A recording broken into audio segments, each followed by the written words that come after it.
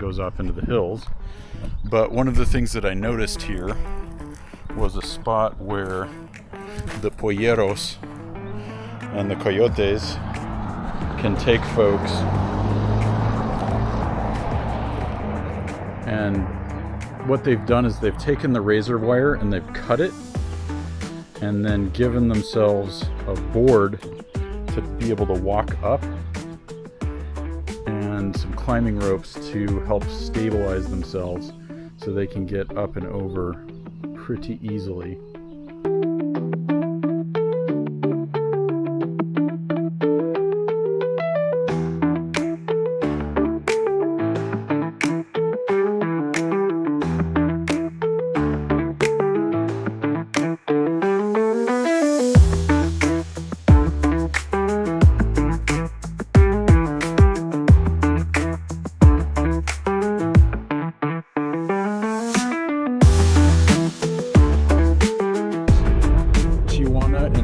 Tecate, which is the next major town to the east of Tijuana,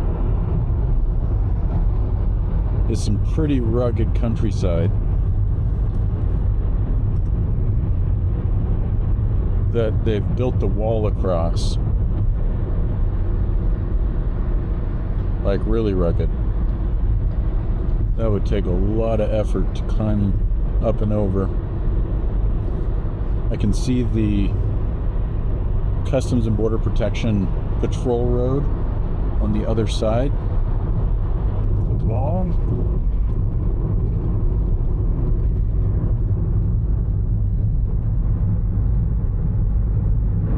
Yeah.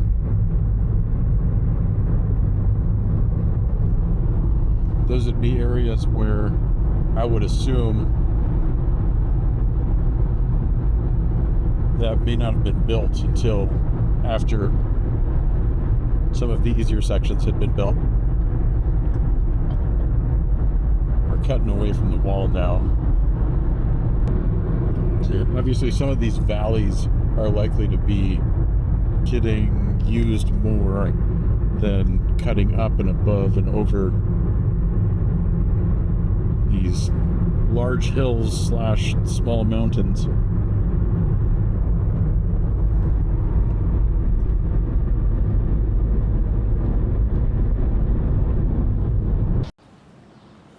Okay, we are here in Tecate. This is the largest town in between Tijuana and Mexicali and has a larger border crossing point in the middle of it.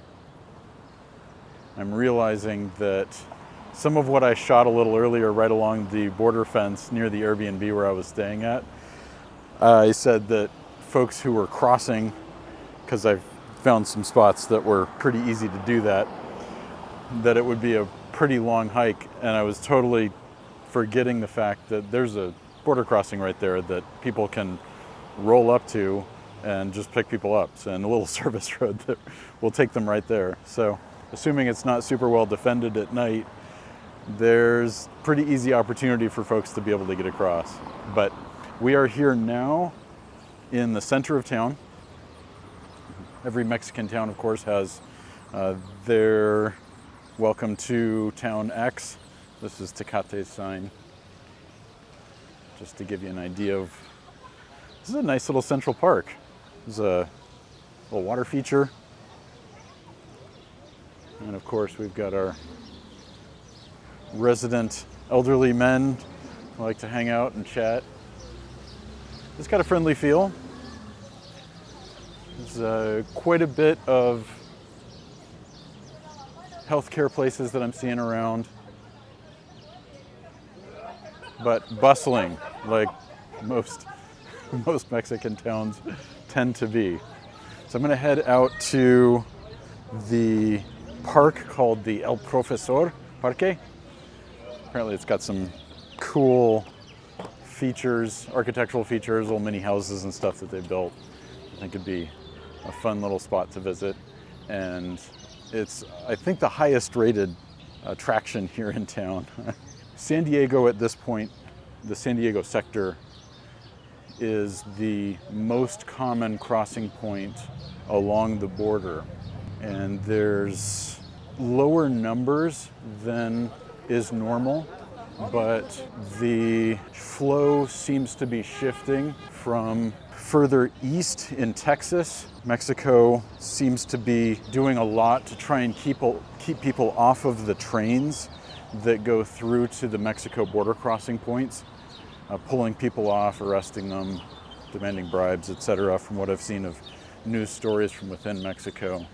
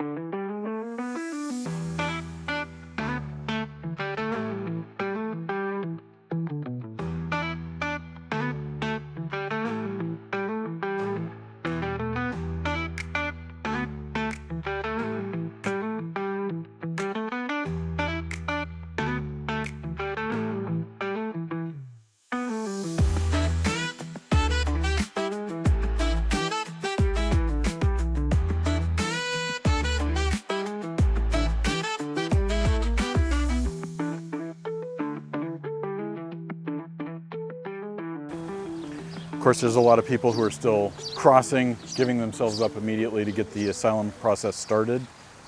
So essentially what they can do is they can wait for months in a third country, so usually Mexico, but potentially other spots, while their opportunity for an interview comes up, or they can, or at least they have been able to up until recently, just hop across the border, get arrested by Border Patrol personnel, and boom, they're getting their interview and getting started on the asylum process, effectively skipping the maybe several month line.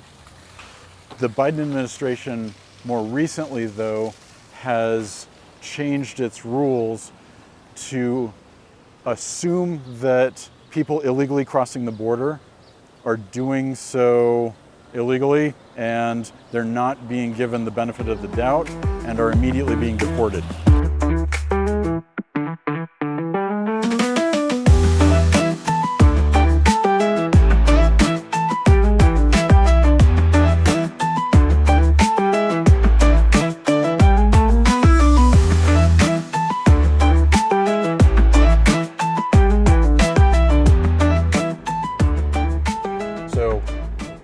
A minute after I shut off the video camera, I came across a small family who were eating lunch. Decided to see if they wanted to chat for a minute, and they did.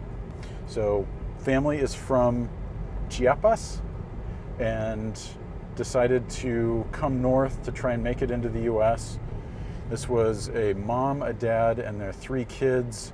I would estimate between 2 and 5 years old. They're going to try and cross, he said, today or tomorrow, and they just got into town. They had hired a car to take them from Chiapas up to Tijuana, and then hired a taxi to go from Tijuana here to Tecate. And they're planning on trying to get across, likely then turn themselves in to see if they can get asylum. They said there was no opportunities for them in Chiapas. There's a ton of migrants apparently that are being kept there by the Mexican government from other South American and Central American countries. So they are making their bet on coming north and trying for a better life.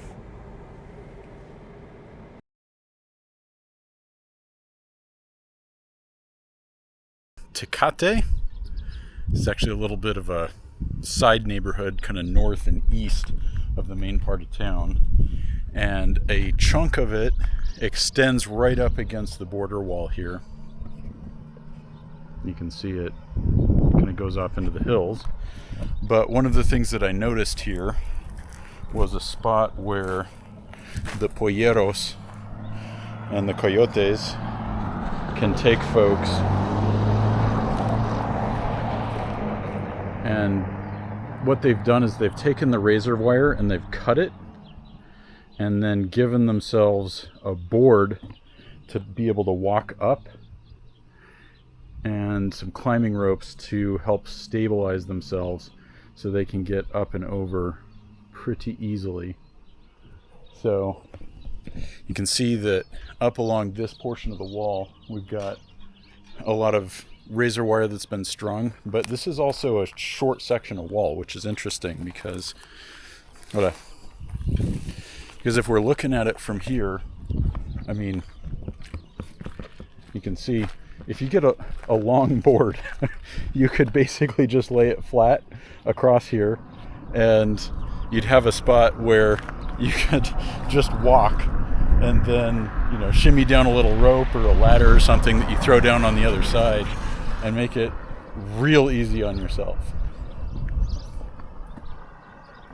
So you can see the landscape on the other side, pretty rugged, but there's a patrol road that goes right through here, and wouldn't be that difficult to take off up into the hills. I don't see any observation towers immediately on the US side, so I'm assuming this is pretty heavily patrolled. So we'll continue on up the road for a little bit and see what else we can find. The wall a little bit further, we can see, I mean, pretty obvious crossing points. It would be really easy for folks to be able to get over. There's a couple of rolls of razor wire strung up, but also a service road right on the other side to be able to quickly get up and over and out a little ways. So got kind of a shanty-ish type neighborhood here where there's not likely to be a lot of patrols and would be a prime crossing point.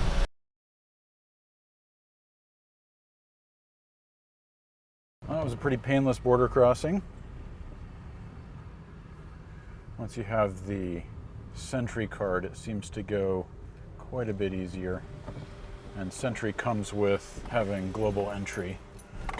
So we're going to head up and through to Jacumba Hot Springs.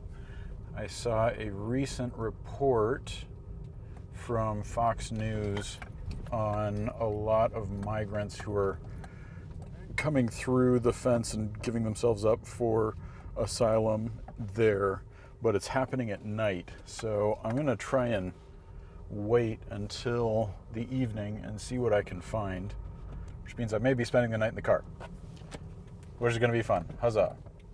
I have all the gear I need to do it, and apparently there's a lake there to be able to swim in. So this will be fun. Before I get out of the area, I want to just give a brief view of what Tecate looks like on the US side. It's mostly just a glorified parking lot with a few services and a spot for Americans to park, walk across the border, do what they need to do in Tecate, Baja Norte, or Baja California Norte, and then head back up here. I mean, there's a few houses around, but it's sparse.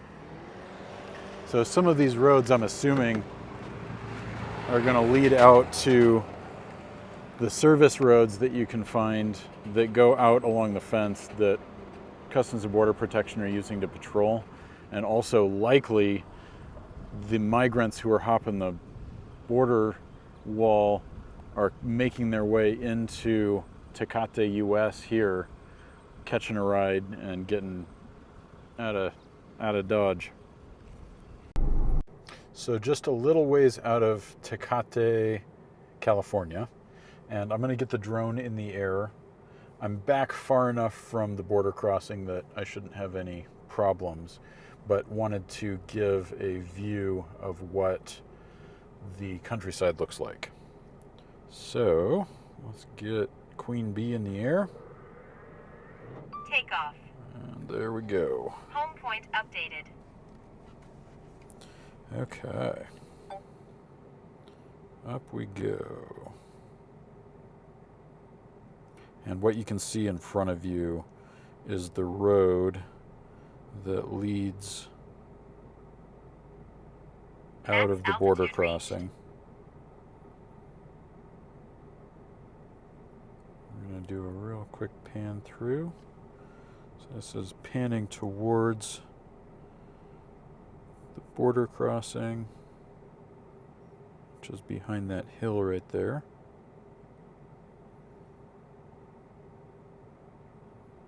I'd give you a view of what the countryside looks like. There's a lot of this rock.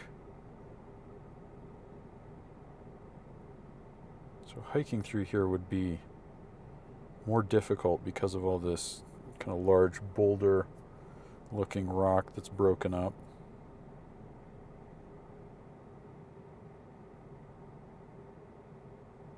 Okay. And there's our 360-degree pan.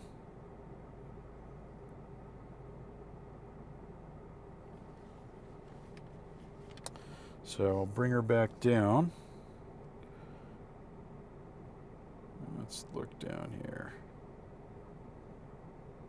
There's the car. And on down we come. Let's see if I can land it right back on the roof. Oh yeah, sure. Oh no. Oh. Oh, got a little bit of wind. Blowing her off course. There we go. Landing. Okay. There we are.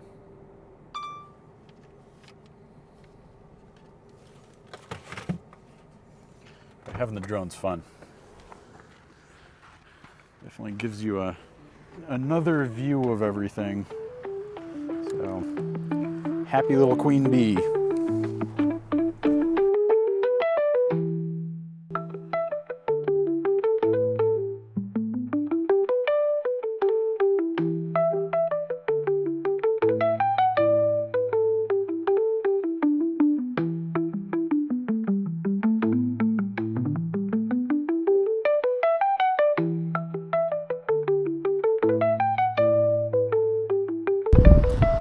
Parque del Profesor, one of the grand attractions. Let's go check it out. Well, these are some beautiful grounds. Looks like they might be getting set up over there for an event. I can see here is one of these houses. Let's pop up there and take a look.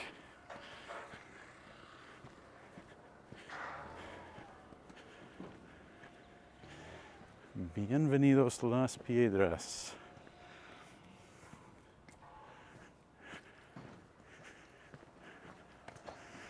This actually should give us a pretty good view of the countryside as well. I'd love to get a drone in the air, but that is specifically disallowed here in the park. Okay.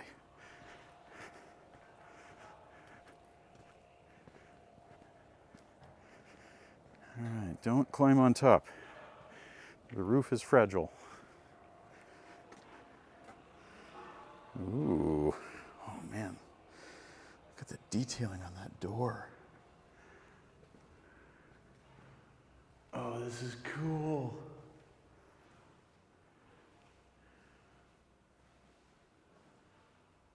Oh man. Look at that stained glass.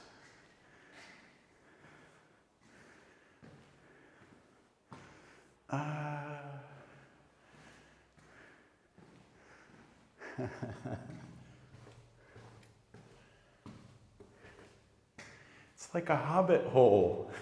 Oh,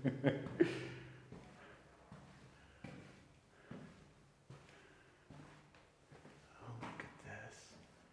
Oh yeah, we'll pop in there in a sec. Okay.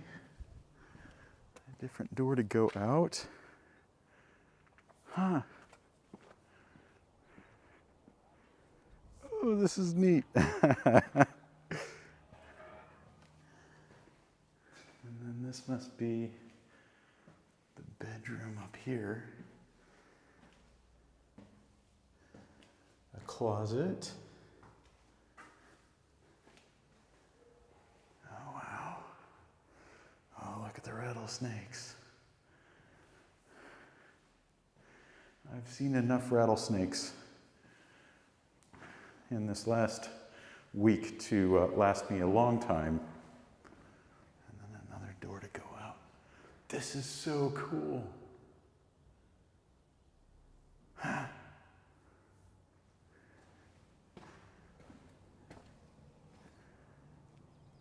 Okay.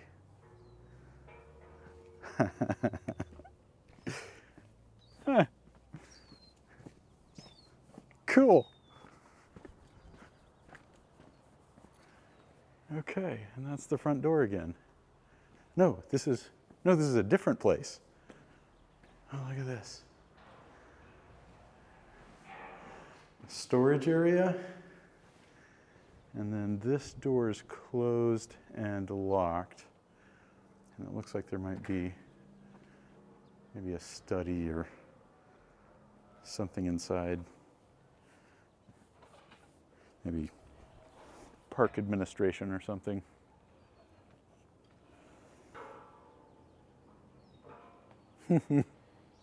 These are cool.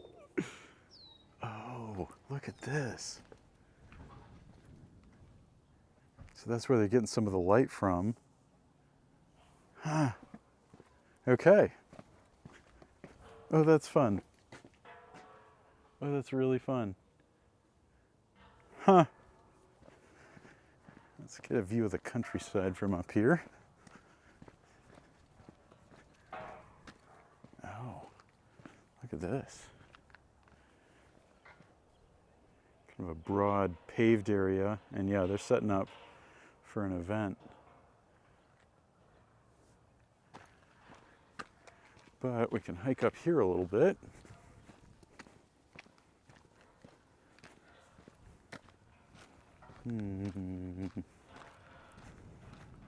Closed. Okay. I'll get a sense for the countryside anyway.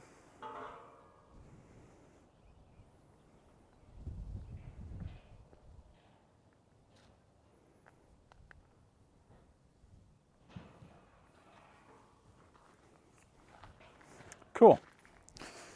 So you have these opportunities to jump up and do something unusual when you go to new places. And I will say that it very rarely doesn't pay off to jump out and see something that looks like it might be interesting. I'm actually starting to get a little bit hungry, so I might stop in at one of the roadside taquerias and see what we can find. Although, when I was in Ensenada, I ate some tacos there that I shouldn't have and got a mild case of food poisoning. So tacos don't sound the best right now. We'll see if there's something else that I can eat. Before I took off, I decided to explore down here a little ways towards where they were setting up the stuff for the performance. And we've got this, a soccer field with, man, this seems very Aztec-like. I know they had a game where they would use their knees and elbows to bounce a rubber ball through a hoop mounted on a sidewall, and the teams would play against each other, and the losing team got sacrificed. This reminds me of architecture that looked like that.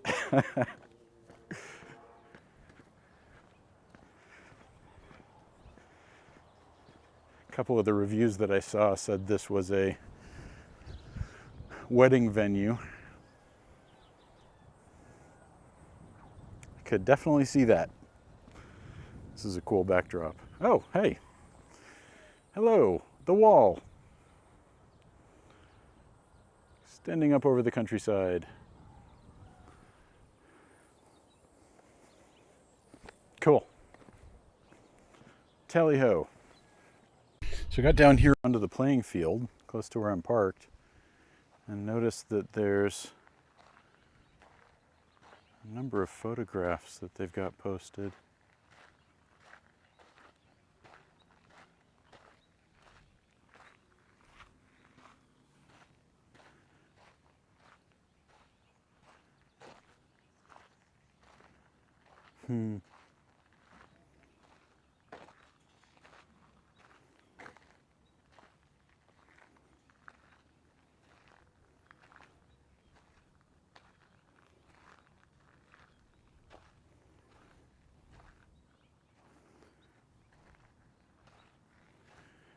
It's almost a Dia de los Muertos feel to the photos. This is a cool feel down here on the playing field. Wow. With the stands that look like that. Huh. I can just imagine them filled with spectators cheering. I don't know how big the ball court was in the ancient Aztec times. I would suspect not quite this big, but the feel, I'm guessing, is probably similar. Oh, this looks cool. Huh. Fun. So I found a solution to my weariness of tacos and stopped in at a Chinese food restaurant. So I'm perusing the menu and we'll definitely be getting something non-taco oriented. All right, wound up getting broccoli beef on order. So give a real quick view.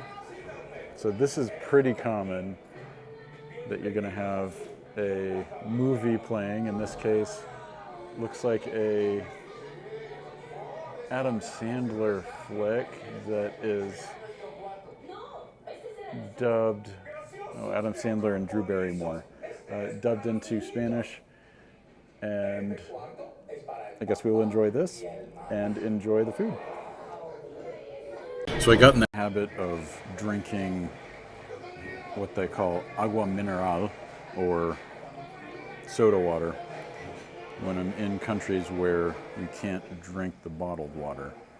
In part because, according to my mom, back when she used to travel, sometimes they would take the still water, or non-bubbly, and just refill it from local sources, and then serve it to folks, and then they get sick.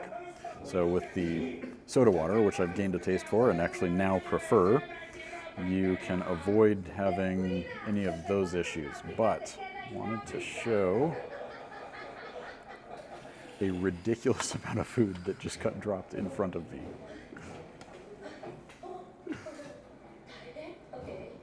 Broccoli beef, ladies and gentlemen. This is going to be good. Let me set the camera down. All right. And off we go. This is so much food.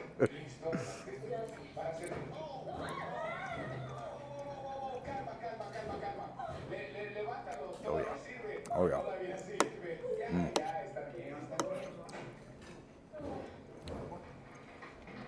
Beef is tender, well seasoned. Broccoli is fantastic as well.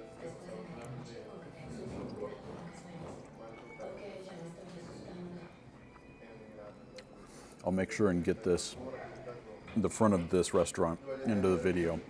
So if you find yourself in Tecate and you want some decent Mexican food, Chinese food, Chinese Mexican food, this is the place to go.